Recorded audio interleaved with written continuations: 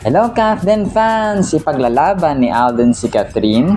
Catherine na huling nag-vape at saka puring-puri no, ni Nanay Christopher Min si Alden dito sa kanilang pinaka-recent vlog kahapon mga kasembreros.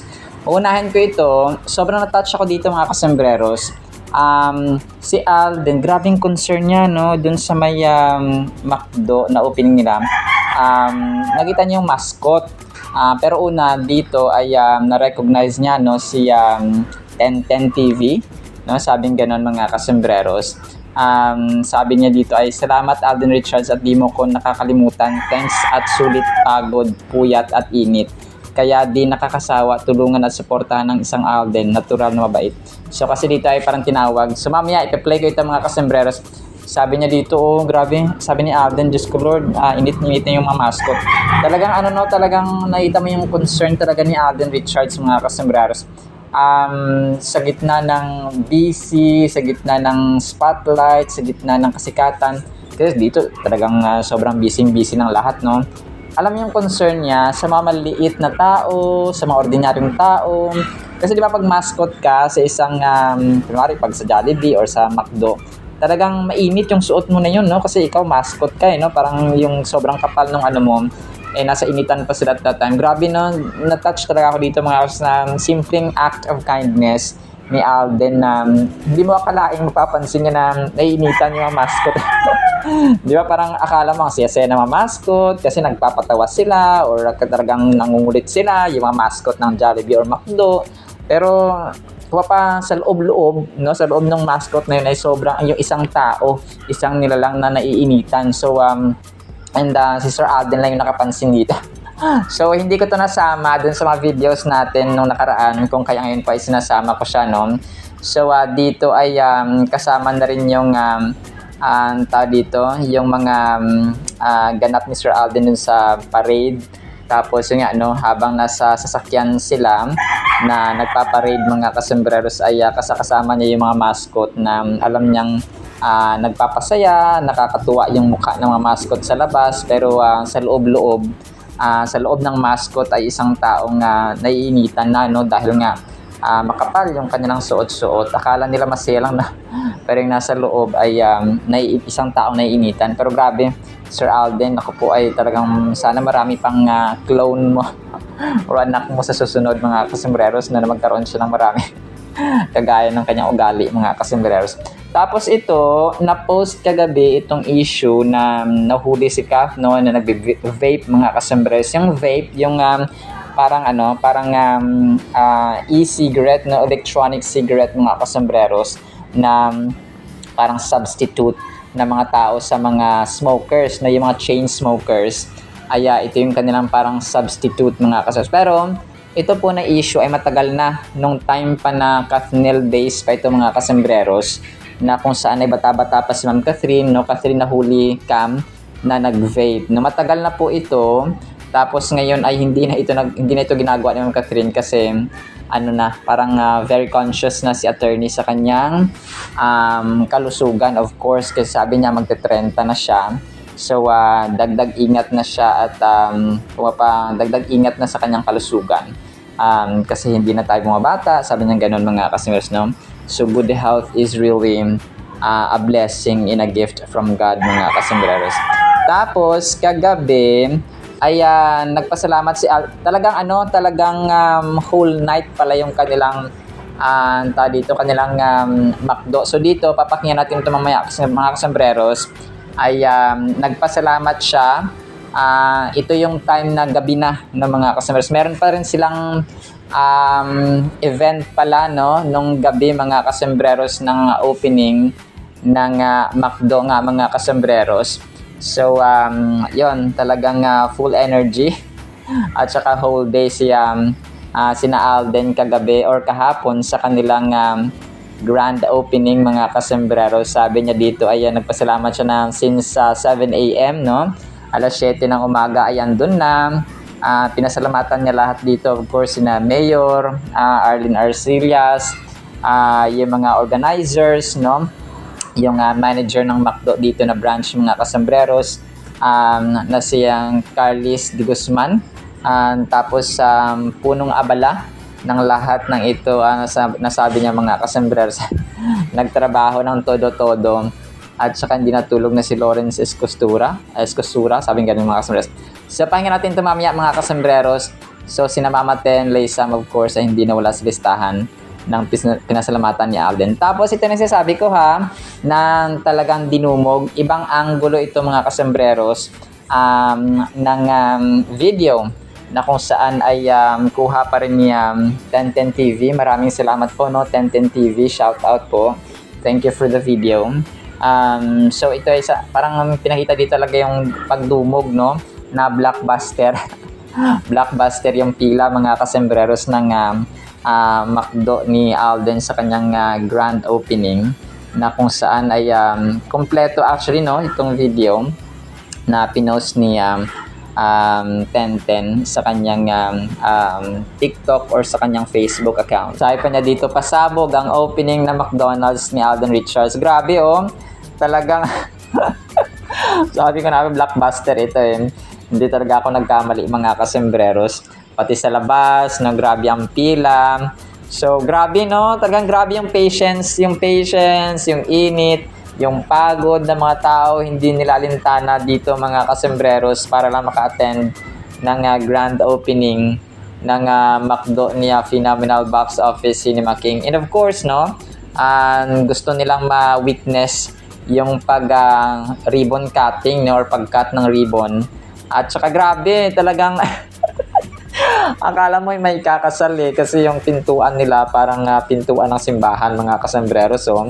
So parang grabe, parang akala mo may sinihan na dinudumog mga kasembreros at parang mall tour dati ng ng Hello Love Again mga kasembreros. So meron din sila mga pasayaw, parang as in fiesta talaga mga kasembreros. Yung kanilang naging tema naman dito ay festive, no? Kasi may mga narinig din ako parang may mga paawit, no? So ganun siya mga kasembreros. And yung mga kanta ay medyo parang provincial type or mga country songs. So yun siya mga kasembreros, and mga old songs or classic songs yung iba mga kasembreros. And then ito, of course, no, hindi po pwedeng hindi umattend, no, si Sir Patrick Cauna. So dumating din siya kahapon mga kasembreros sa Santa Rosa, Laguna. So ang cute ng kanyang caption dito eh. I don't mind waking up at 5 a.m. for this, sabi niya, for the 7 a.m. McDonald's Santa Rosa, Laguna grand opening of my super duper forever and ever love my client and super dear friend, no, si Alden Richards. I'm beyond proud of you, no, sabi niya dito, no. Thank you for building a McDonald's branch that truly resonates with the history and culture of our country. Sabi niya, my gosh, RJ, your McDo is super duper impressive. See you soon and love you forever, no. Tapos yung kanilang parating dito ginagawa na nakahag mga kasama. Tapos meron siyang kasama, ito pala yung isang na-post ko kanina na kapatid ba ito niya, no? Parang kapatid siya ni Sir Pat Cauna mga kasama, yung kasama nila dito. McDo Babes, muna kami ni Shakrimin today for our dear friend, super duper love forever. Si Shaki and I went home kanina around 2 a.m. na kung saan pa kami pumunta last night. Ha ha ha ha. And then we woke up 5 a.m. Ha ha ha ha. All for the Grabe, 3 oras lang yung tulog ni Sir Pat Cauna, pero talagang nakapunta sila, no, dahil mahal na mahal nila si Tisoy mga kasembreros. Grabe, no, ito yung sakripisyo na hindi mo kailangang hingiin, hindi mo kailangang pagmakaawaan. Hindi mo kailangan magmakaawa ba sa tao para suportahan kanila because they really love you truly at saka genuinely mga kasembreros. Tapos may isang family dito, no, na nagpa-picture din Sir Alden Richards mga kasembreros. Buong family sila. So talagang ang cute lang mga kasembreros, no. Talaga nakita ko sa iba, parang sige daan lang sa Alden picture, sige picture. Tapos si ma'am dito, meron din siyang picture, no. Sa kalesa naman siya, no, mga kasembreros and mga Cathlinatics. So, nagpa-picture sa dun sa mahiwagang kalesa ng McDo ni McDo ni Alden. Sana nagka-function din ito, no?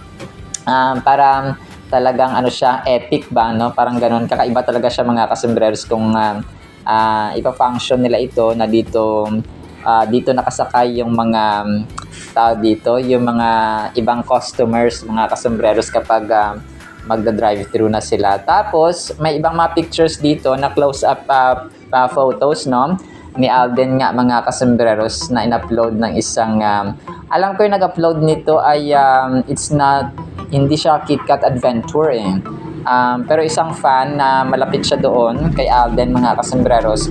Tapos yun, nakuhaan niya si Alden ng close-up mga kasembreros and mga Cathnatics. Tapos main item na tayo mga kasembreros ha.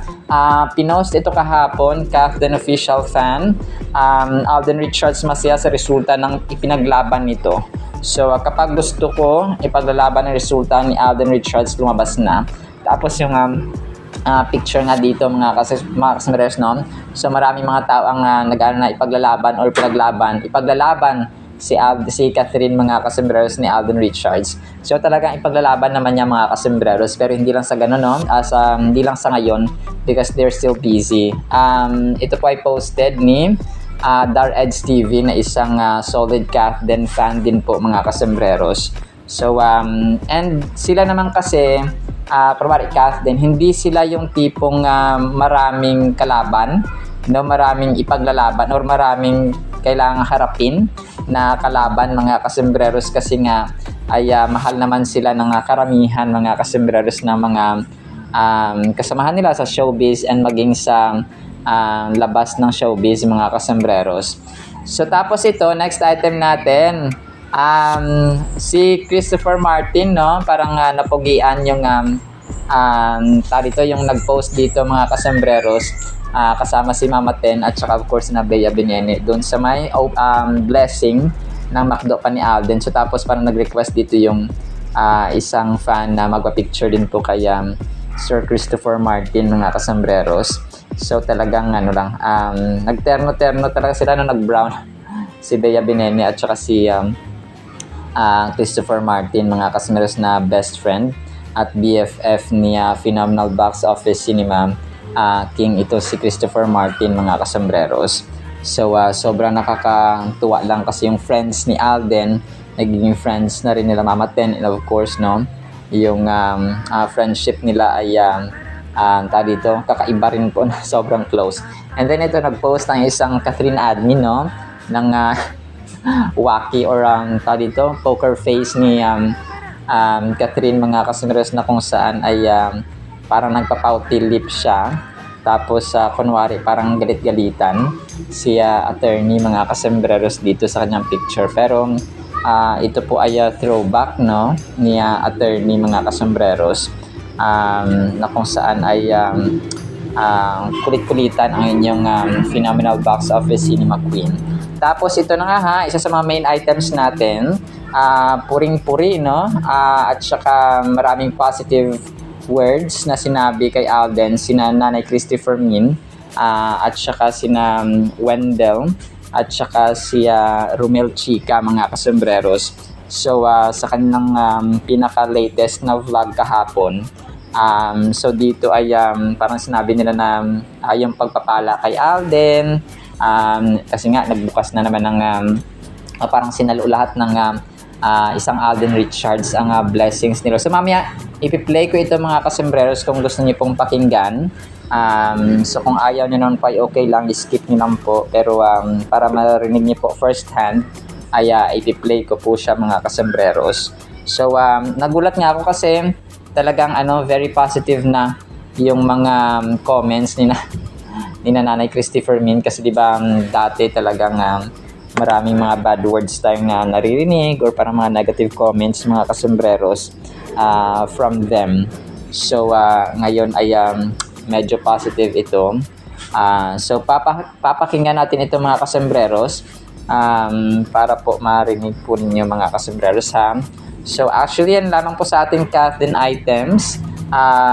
After natin mapakinggan itong pasalamat ni Alden, Tapos itong kaya Nanay Christopher Min, ay pakinggan din po natin ang napakagandang salita po ng ito pa pala yung kaya yung pagbati, parang pag-mention ni Alden about sa mascot and so on, mga kasembreros. So tapos ay pakinggan din po natin ang napakagandang salita po ng Panginoon afterwards.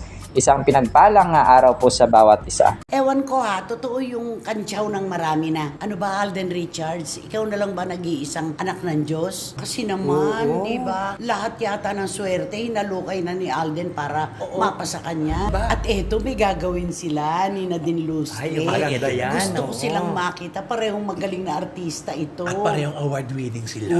Oo, Love Siargao. Ay, si Kyla at si Daniel.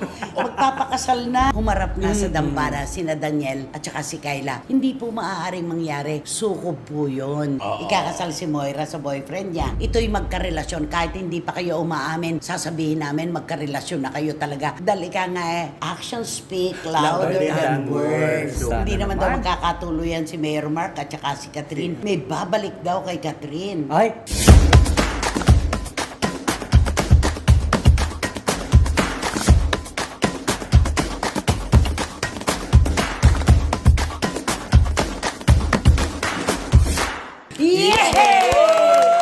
Kumusta na po kayo ulit mga pinakamamahal naming kachika sa iba't ibang panig ng buong mundo? Heto na naman po ang inyong Tres Chikadoras. Isa lang po ang aming layunin, makipagkwentuhan, makipaghalakhakan, at makipagchismisan sa inyo. Tama, Rohel Chika? Tama, at higit sa lahat, pangtanggal ng inyong pagkabagot. Yes, ng stress. Yesterday. Ng melangkolya, di ba? Wendell Alvarez, a.k.a. Barikutot. Oh. siyempre nandito kami tatlo, magbibigay kami sa inyong mga showbiz intriga at mga kontrobersiya. Siyempre kahit sa man kayo sulok ng mundo, abot na abot kayo ng aming mga Ano? Umaba. Ah, Umaba, sige, oh. take 2 na ha. Oo. Hanggang take 2 ka lang daw, sabi ni Direk Marie, walang 3.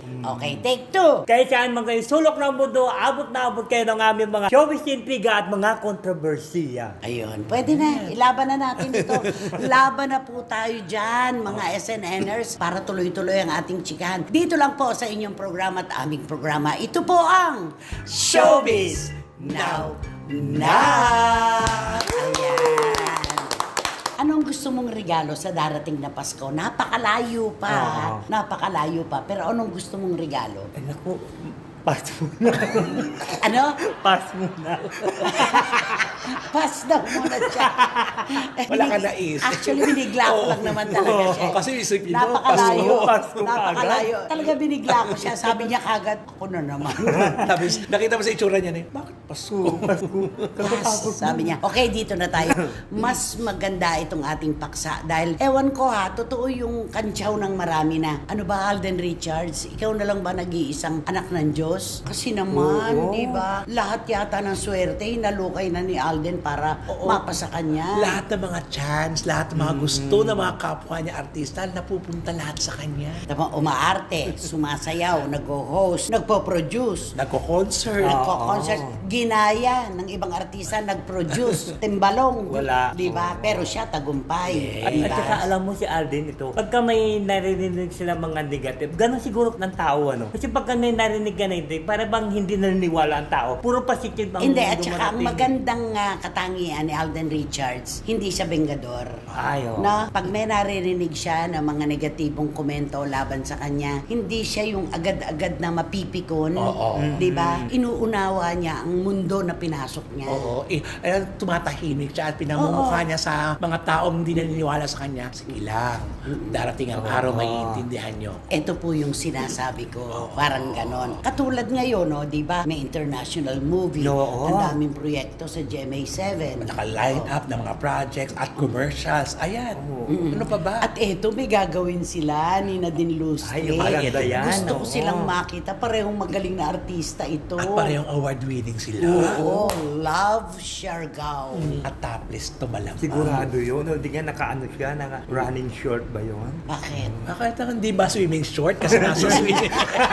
Gusto niya running eh. Dalampasigan. Dalampasigan, di ba? Hindi ako talaga, iniisip ko, no, dalawang artista na magaling umarte, magtatambal sa isang serye, panalo. Ay, oo. Ay, Panalo, nako. panalo. Kaya naman nakita mo, hindi pa man din, di ba? Inaano ka agad din sila. Kinukontra ka agad. Kinukumpara.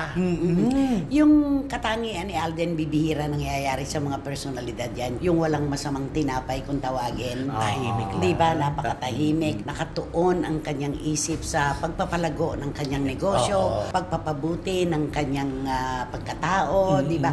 Alam mo ba, di ba, nagbakasyon silang buong pamilya. Minus si Lolo, syempre, dahil wala na sa Amerika. Di ba, usually, pagka pupunta tayo sa ibang bansa, shopping dito, shopping Ay, oo. doon, kain dito, kain doon, at kung saan saan tayo nagpupunta. Alam mo ang ginawa nila? Nasa bahay lang sila. Sila nagluluto, nagkukwentuhan, nagkakantahan. Talagang Banding talaga. Talagang inano nila, sinamantalan nila yung pagkakataon na magkasama-sama silang buong pamilya dahil bibihirang mangyari yun. Oo, sinasabi nga ni Alden na ito yung mga na-miss niya Oo, na hindi niya na oo, yun. nagagawa. At saka makikita mo kay Alden yung kabusilakan ng puso niya. Isipin mo, ilang orphanage ang tinutulungan niya, ilang foundation ang kanyang tinutulungan, ilan ang scholars niya. Talagang siya ang magiging anak ng Diyos kapag ganyan. Isama mo pa yung mga artista, mga tinulungan niya. Ay, oo. At sila mismo nagsasabi, Sasalita. siya tumutulong siya ng walang pag-iingay. Oo, ang Si nag-iingay- Mark Heras, di ba? Isa yun nagulat nga din ako. Dalawang bagay. Nakakasaludo si Mark Heras para aminin na nung panahon ng pandemya at hindi niya alam kung ano ang kanyang gagawin at saan kukuha ng pera, umutang siya kay Alden Richards. Napakagandang katangian. Inaangin. Oo. At si Alden,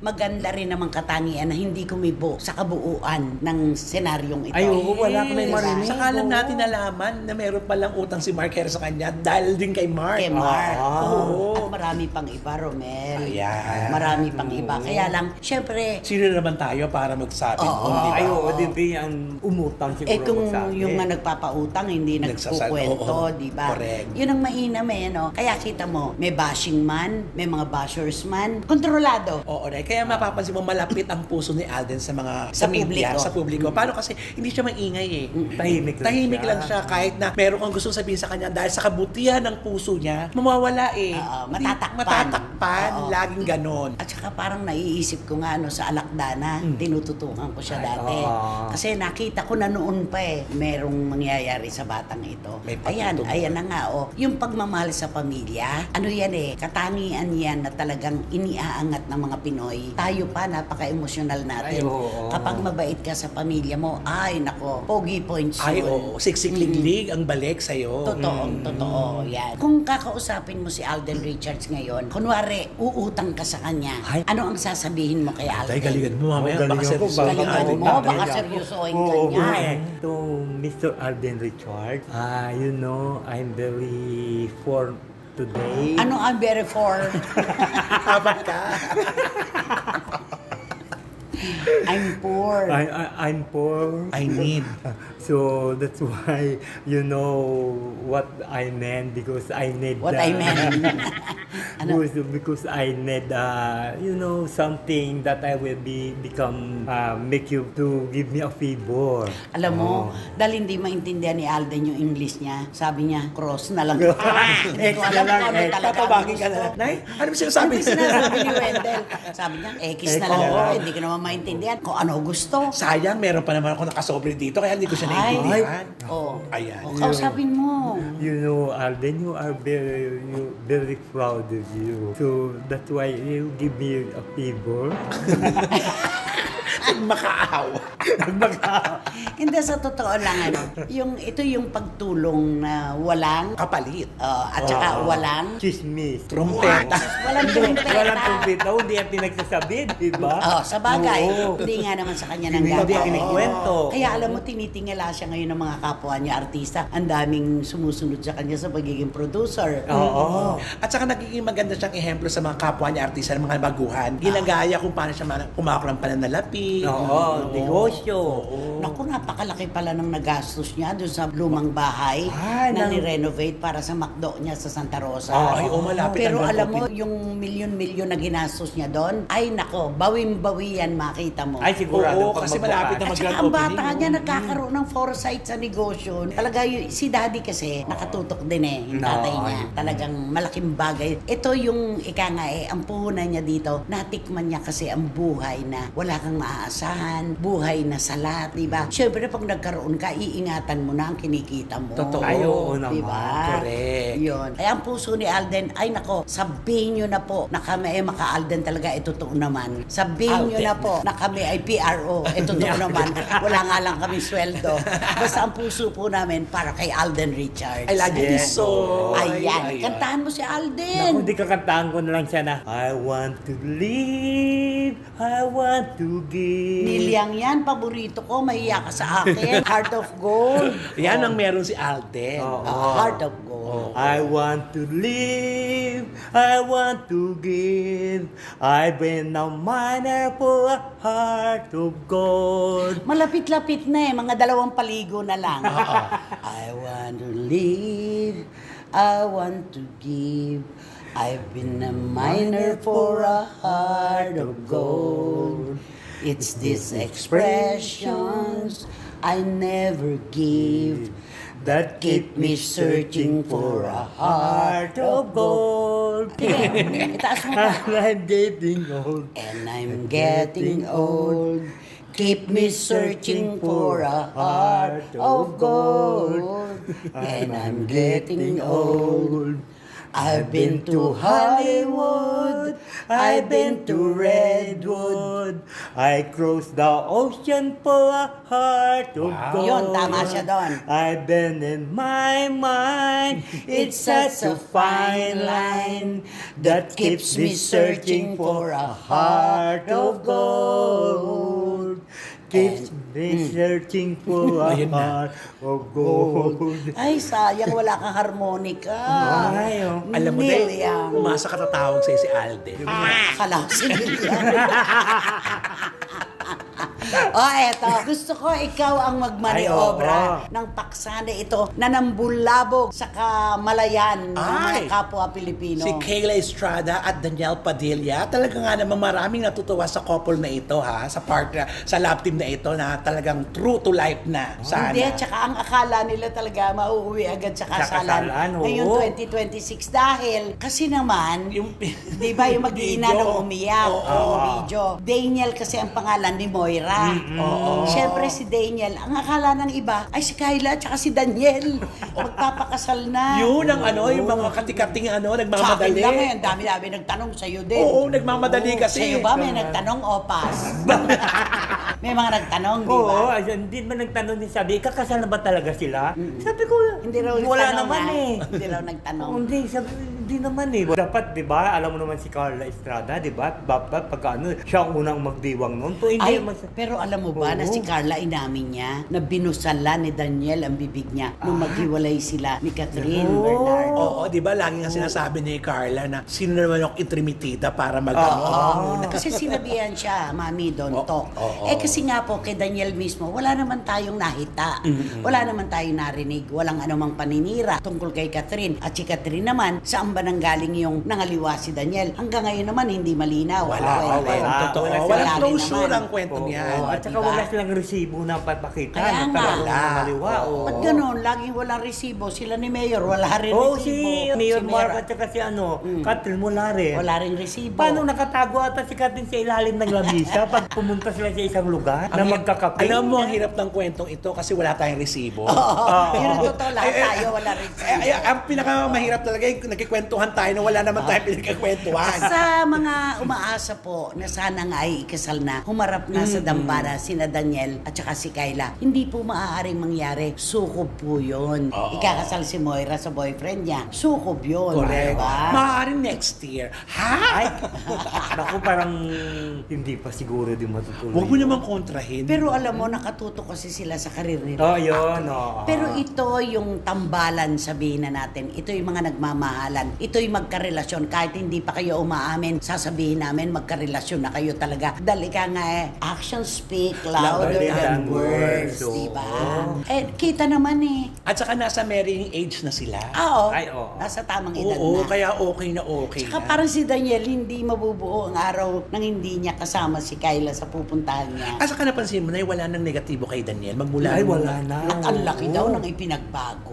Yan ang nagagawa ng pag-ibig. Dati mahiyain. Oo, ngayon May hindi na. pagkapikon. Mm-mm. Interviewin mo, parang inip na inip, nagmamadali. Ngayon hindi, maharap. Ngayon parang join na siya talaga sa ano. At saka nakikita sila, inaakbayan yan. Ano may mga ganun- Harap-harapan. Oo, wala Diba? silang, nanonood ng concert, daming tao, akbayan, may kiss, pag ganon. Oo. Hindi, at saka alam mo noon, pag sumakay yan ng eroplano, nakaupo lang yan tapos naglalagay ng ano dito, yung Headphone. headphone niya. Tapos, ngayon hindi na. Pag sumakay ng eroplano, itong late na pumunta sila sa Mindanao, talaga nakipagkwentuhan na siya. Nalaki na yung Oo, pinagbago iba- ni Daniel iba-iba na. talaga. Parang naging ano na siya ngayon, outgoing. Correct. Napaka-the best po ng ating Word of God mga kasunod. Sana po ay patapusin natin ha. Ang title po ay Tiyak na Mabubuhay Ka.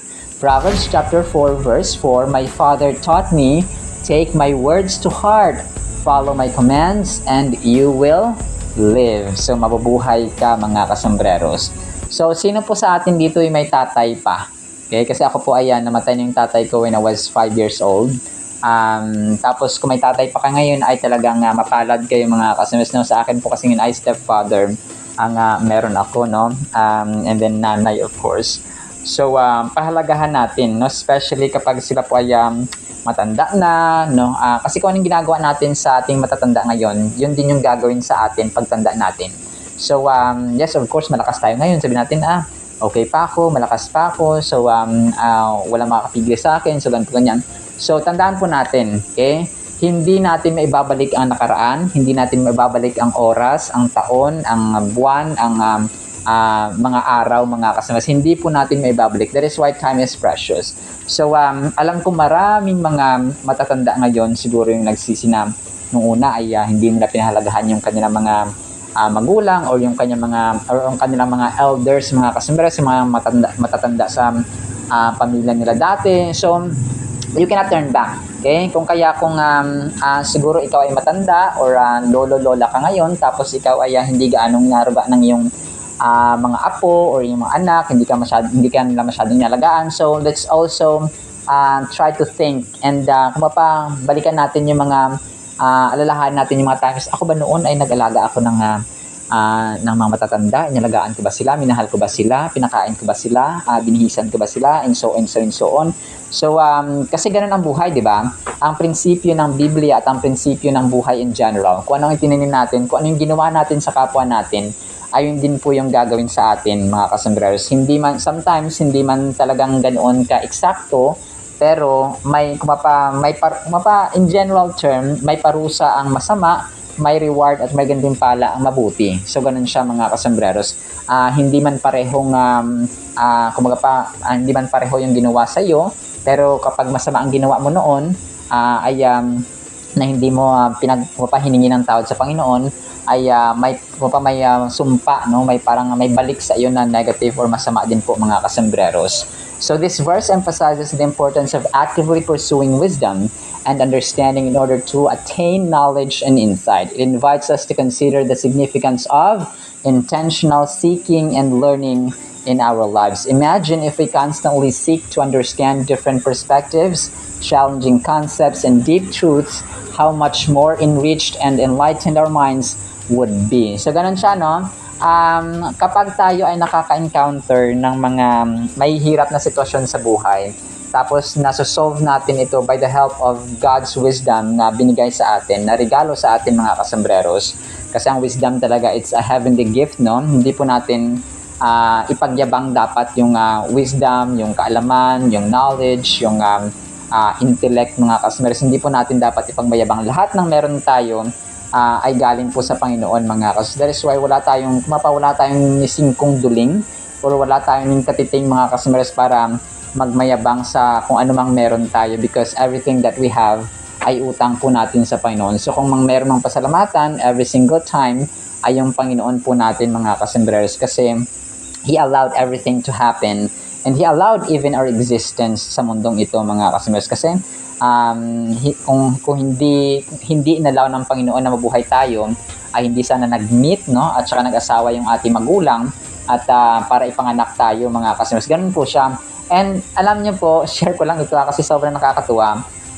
Yung lolo ko po sa father side ay isa pong sundalo nung time ng Hapon, no? Nung time ng mga gera ng Hapon, mga kasunders. Tapos yung lola ko naman, taga dito siya, no, sa Sultan Kudarat. Yung lolo ko na yun galing sa Iloilo. Tapos, syempre, Mindanao. Tapos lolo ko sa Visayas. Syempre, di ba parang ano siya. Alam niyo po, inanakan niya lang yung lola ko ng isang tao, yung tatay ko lang. Kasi parang nalipat sila, na-assign siya one time doon sa lugar ng lola ko. Time pa yun ng mga Hapon, mga kasunders noon. Nung inassign siya doon, nag-meet sila ng lola ko. Although, ito pa yung parang hindi dapat nangyari. Yung lola ko po ay hindi dapat siya, parang yung mga kapatid ng lola ko, kasi apat yung lolo ko na ayaw sa kanya nung lolo ko nga, mga kasunders, na naging asawa ng lola ko. Diba, usapang lolo-lola tayo. Pero nakakatuwa kasi yung kwento ng kung paano na ipinanganak ng tatay ko, mga kasunders. So, nag-iisang anak ang tatay ko sa side ng lola ko, mga kasunders. Tapos nung nanganak na si lola ko, na sobrang hirap kasi, di ba, panahon ng gera, nagigera noon, tapos nanganak ang lola ko. So, nagpuputukan dyan, tapos sobrang magulo, tapos pinakang tatay ko. So, Girl Scout ang lola ko at that time, mga kasunders. So nung pinanganak yung hindi pala, parang time na yun ng Amerika, ng tumulong yung Amerika, mga kasunders. So that's I think 1946 or something. Basta ano na yun, parang patapos na yung gera, na parang yun na yung time na tinulungan na tayo ng mga Amerikano, mga kasunders. So, tapos na yung Japanese era at that time, no, sa ating bansa, or Japanese occupation sa ating bansa. So, yun, no, nung time na yun ay grabe. Nung pinanak na nung nabuntis yung lolo ko, pinanak na siya, umalis na agad ang lolo ko. Tapos bumalik na siya doon, tapos hindi siya nagkita, mga kasus. Grabe, no? So, kasi na-amaze ako kung paano kami nabuo na mga Villa, mga kasus. So, 3 anak, no, sa tatay ko kasi, sa tatay ko 3 kami, mga kasunders, na magkakapatid, no? Ako, yung kuya ko, ako, at saka yung bunso namin. Tapos yung sa lola ko naman, nag-iisa lang na anak si tatay ko, mga kasunders.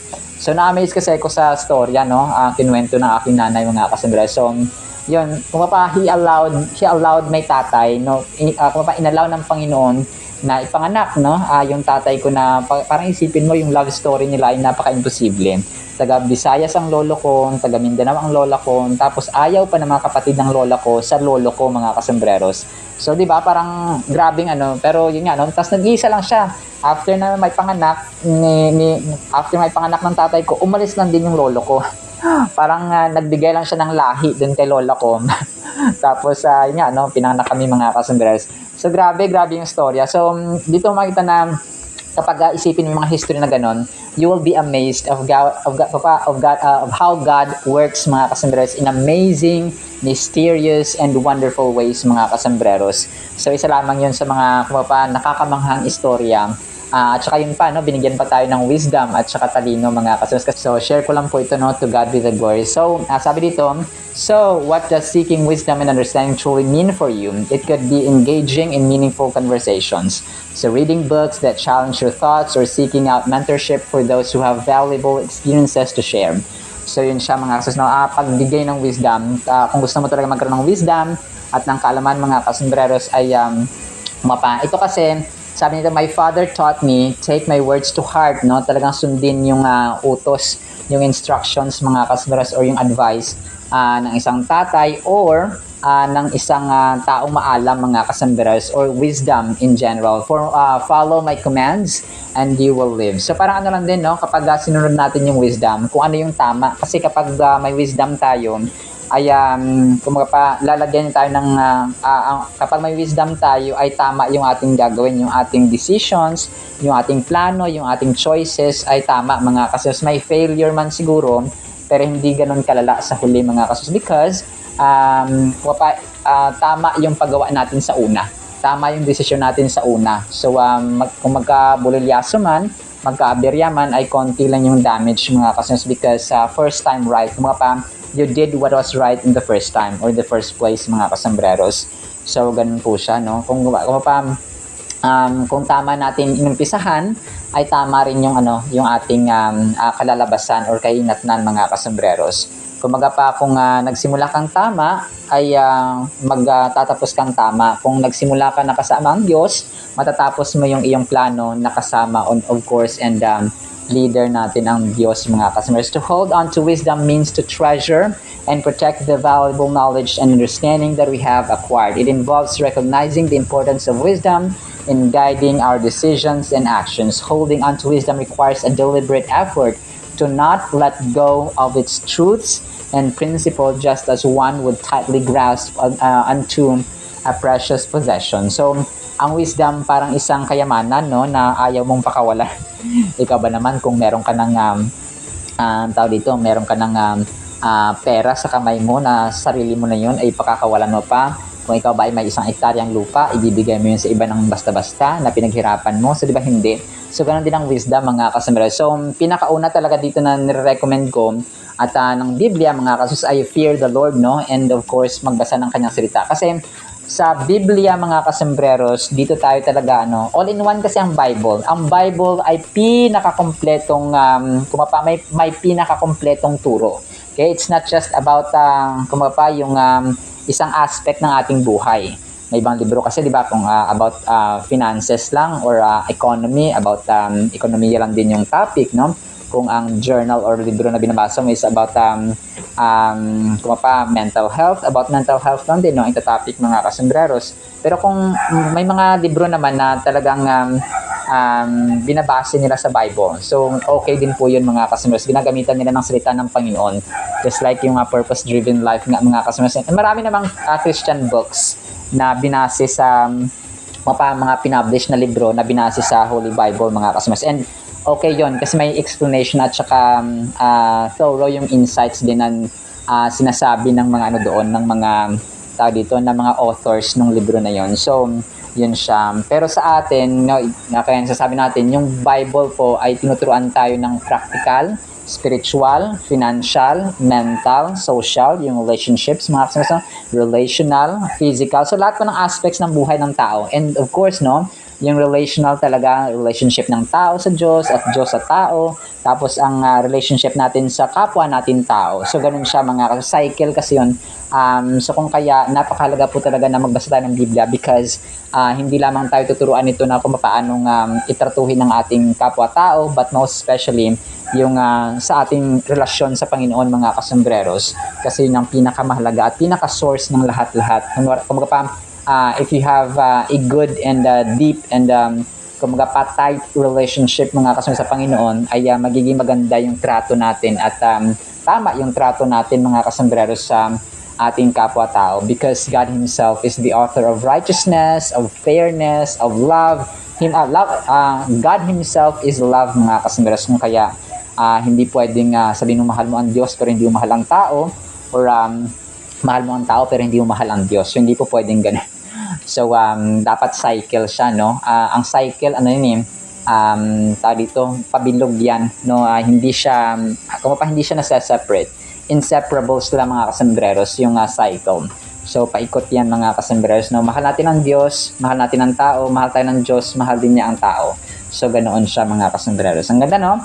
Ang ganda ng verse nito, mga kasambreros. But in the meantime, ayun lamang sa ating Word of God, ha? Pagpalaan po tayo ng pag-ibig, pananampalataya, pag-asa, and wisdom, of course, mga kasambreros, na nagagamit natin sa ating pang-araw-araw na dealings sa buhay. In Jesus' mighty, holy, sweet, magnificent, wonderful, and marvelous name of the Lord Jesus Christ, we pray.